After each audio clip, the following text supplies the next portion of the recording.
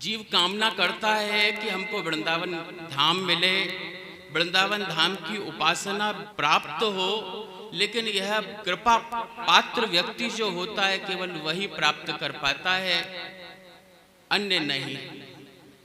रसिक जन कामना क्या करते हैं कि श्री वृंदावन वास मिले, अब यही हमारी आशा है। यमुना तट छाण बंसी बट जहाँ रसिकों का वासा है, सेवा कुंज मनोहर निधि बन जहाँ एक रस 12 मासा है। ललित किशोरी अब यही बिनती, युगल रूप का प्यासा है, युगल रूप का प्यासा है। हमारे मन में यह अभिलाषा रहती है, हमारे मन में यह भावना रहती है कि हमको नित्य विहार वृंदावन धाम का सहज दर्शन प्राप्त हो और वहाँ के जो सेव्य स्वरूप हैं उनकी सेवा का, उनके दर्शन का सहज सुख प्राप्त हो। बोले यह वृंदावन धाम कोई साधारण नहीं। बोले आप इस वृंदावन धाम को समझना और इस वृंदावन धाम की रसोपासना को समझना और वहां के जो सेव्य स्वरूप हैं राधा वल्लभ लाल उनको समझना।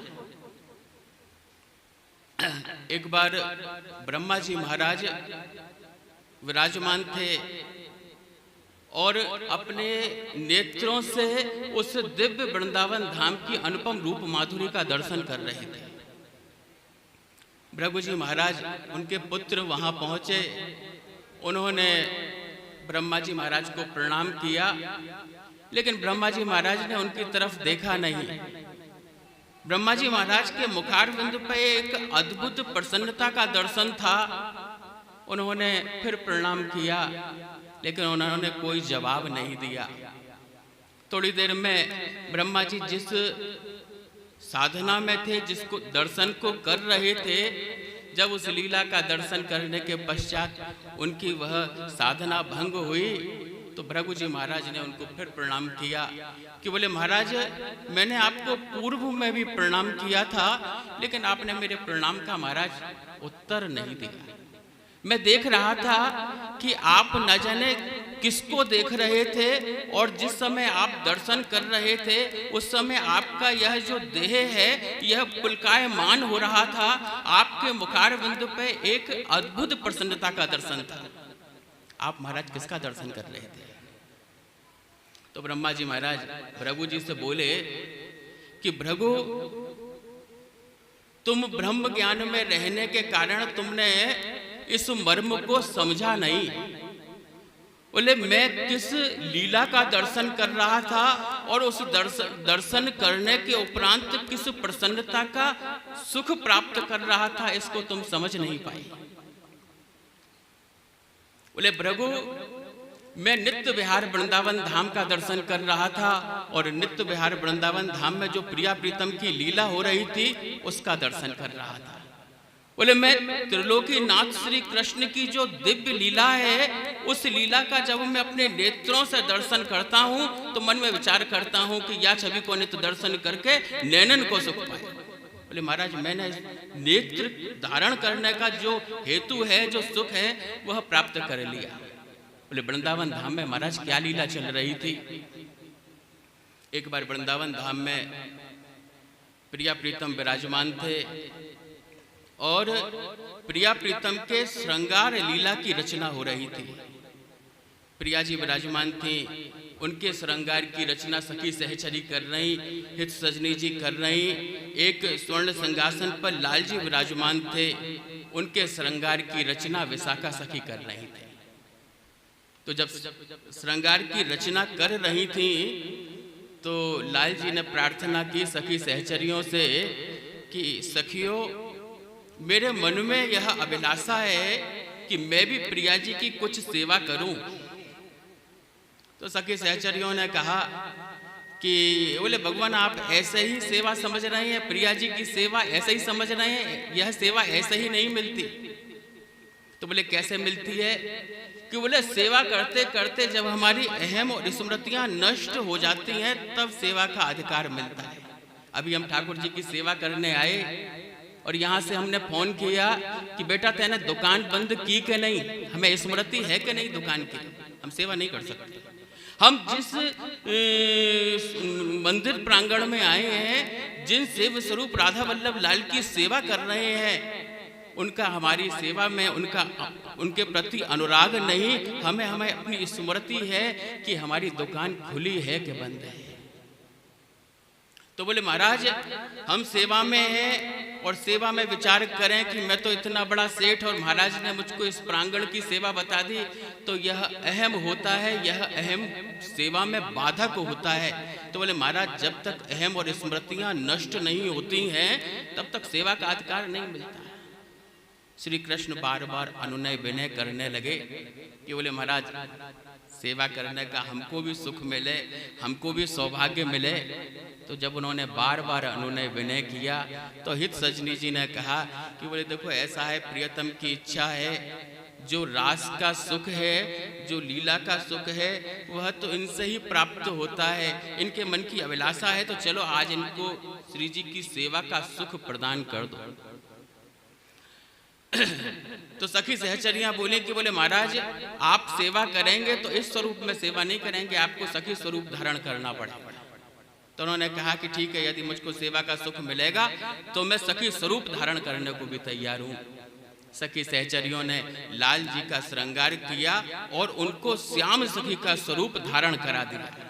क्या उनकी अनुपम रूप माधुरी, सर्वांग श्रीअंग श्याम वर्ण का, और उनका जो श्रृंगार धारण कराया, धारण करने के बाद बोले कि बोले ऐसा है कि तुमने मेरा स्वरूप तो धारण करा दिया, मुझको सेवा भी तो करने दो।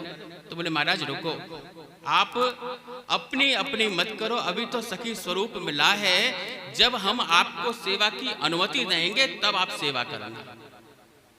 लाल जी खड़े रहे तो फिर उन्होंने अनुनय विनय किया। तो उन्होंने कहा कि ऐसा है, यह पंखा लो और प्रिया जी के पंखा झलो, उनके हवा करो। लाल जी वहां खड़े हुए, सखी स्वरूप वहां खड़े हुए, पंखा जल रहे थे।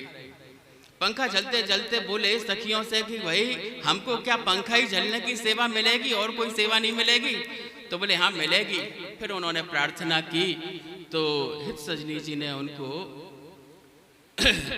श्रृंगार आभूषण प्रदान किए कि आप महाराज प्रिया जी का श्रृंगार करें। तो प्रिया जी का जब श्रृंगार कर रहे थे तो जो हारावली धारण करा रहे थे, मस्तक में केसर कस्तूरी धारण करा रहे थे, केसर का टीका धारण करा रहे थे। धारण कराने के पश्चात, श्रृंगार करने के पश्चात दर्पण लेके उनके सम्मुख खड़े हुए कि बोले महाराज आप दर्शन करो। दर्शन करके प्रिया जी बहुत प्रसन्न हुए। बोले अरे सखी तेरा नाम क्या है? तुझको मैंने प्रथम बार देखा है, तेरा नाम क्या है?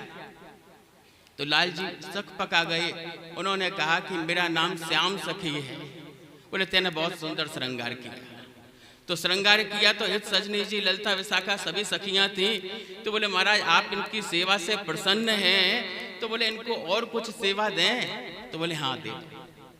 तो लाल जी महाराज को हित सजनी जी ने महावर प्रदान की कि बोले यह महावर लो और प्रिया जी के चरणों में धारण कराओ।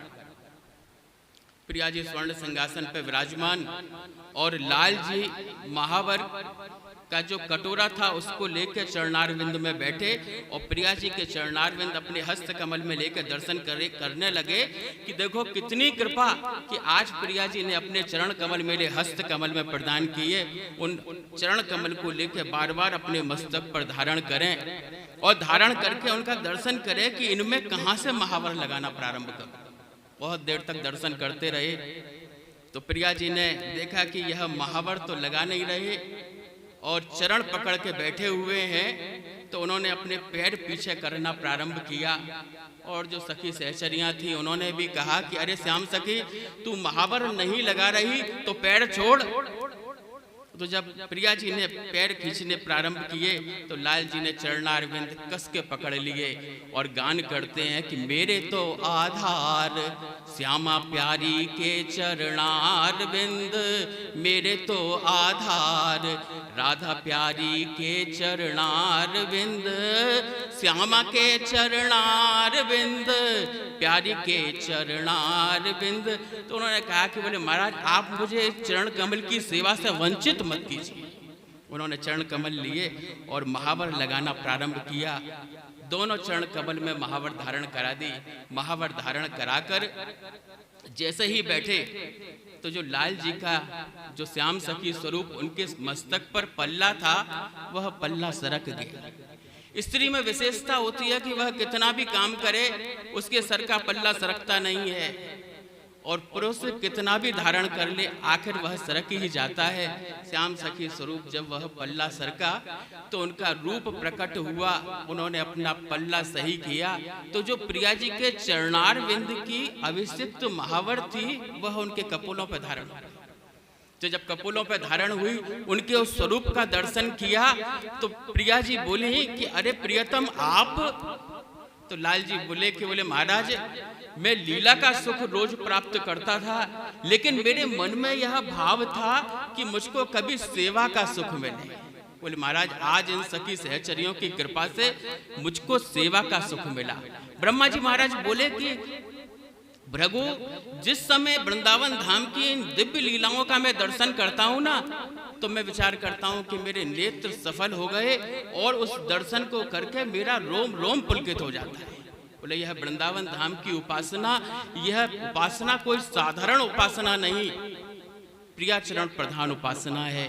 और अपने मन में आप विचार कीजिए कि इस दिव्य वृंदावन धाम की उपासना में हमको कृपा मिलेगी, उनका कृपा प्रसाद मिलेगा। किसकी कृपा से मिलेगा? केवल प्रिया जी की कृपा से मिलेगा। आप मन में विचार कीजिए कि हमको उस दिव्य वृंदावन धाम में प्रवेश मिलेगा, किसकी कृपा से मिलेगा? तो ध्रुवदास जी महाराज ने आज्ञा की कि जिनको वृंदा विपिन है और कृपा तिन्हीं की होई, और वृंदावन में तभी तो रह नहीं पाई है सोई। बोले इस दिव्य वृंदावन धाम में प्रवेश हमको प्रिया प्रीतम की कृपा से मिलेगा और उस सेवा का सुख मिलेगा, अन्यत्र नहीं मिलना। हम कितना भी विचार करें, जाएं दर्शन करके आ जाएं, भ्रमण करके आ जाएं, इसको इससे ज्यादा हम कुछ प्राप्त नहीं कर सकते। यह दिव्य वृंदावन धाम का जो स्वरूप है यह कैसे मिलेगा? आज्ञा की कि निरख नयन हरिवंश, जब तक उनकी कृपा से वह दिव्य दृष्टि प्राप्त नहीं होगी तो वह वृंदावन धाम का स्वरूप हमारे मन मानस में प्रकट ही नहीं होगा। नारद जी महाराज उनका बैकुंठ में प्रवेश था, सीधे बैकुंठ जाते थे। बैकुंठ जाने पे उनकी कोई रोक टोक नहीं थी, लेकिन उनका वृंदावन धाम में प्रवेश नहीं था। वह मन में विचार करते थे कि हमको भी कभी वृंदावन धाम में प्रवेश मिले, हमको भी यह लीला का सुख मिले। तो एक बार लीला चल रही थी, नारद जी महाराज ने जैसे ही वृंदावन धाम में प्रवेश करने के लिए उद्यत हुए तो यमुना जी ने उनको रोक दिया। यमुना जी बोले कि बोले नारद तुम्हारा इस दिव्य वृंदावन धाम में प्रवेश नहीं। तो उन्होंने कहा कि भाई हम बैकुंठ जाते हैं, हमको कोई बैकुंठ में नहीं रोकता, तुम हमको यहाँ रोक रही हो। यमुना जी से कहा तो यमुना जी ने कहा कि वृंदावन धाम में तो केवल सखी सहचरियों का ही प्रवेश है, प्रवेश नहीं हो सकता। तो नारद जी महाराज के नेत्र सजल हो गए। उन्होंने कहा कि बोले महाराज कैसे सुख मिले? तो बोले ऐसा है कि शिव ने गोपी स्वरूप धारण किया, तब उनको वृंदावन धाम में इस रास में प्रवेश मिला। आपको यदि प्रवेश करना है तो आप भी सखी स्वरूप धारण कर। तो नारद जी महाराज बोले कि ठीक है महाराज कैसे कृपा होगी? तो बोले आप राधा कुंड जाएं और राधा कुंड के कुंड में स्नान करके प्रार्थना करें तो आपके अंदर का यह जो पुरुष भाव है, यह जो अहम भाव है कि मेरा बैकुंठ में प्रवेश है, यह भाव नष्ट होगा। आपके अंदर जो पुरुष भाव है यह भाव नष्ट होगा, आपके अंदर सखी भाव जागृत होगा, तब इस नित्य विहार वृंदावन धाम में प्रवेश होगा। नारद जी महाराज ने प्रार्थना करी, राधा कुंड में स्नान किया। स्नान करने के पश्चात वृंदावन धाम में रास में उनका प्रवेश हुआ और नारदीय सखी कहलाई। बोले ये किसकी कृपा से संभव है कि बोले जिनको वृंदा विपिन है कृपा तनहि की होई, और वृंदावन में तवही तो रह नहीं पाई है सोई। उनकी कृपा को मनाना, और उनकी कृपा होगी तो सहज वृंदावन धाम और वृंदावन धाम का यह रास विलास सहज प्रकट हो जाएगा।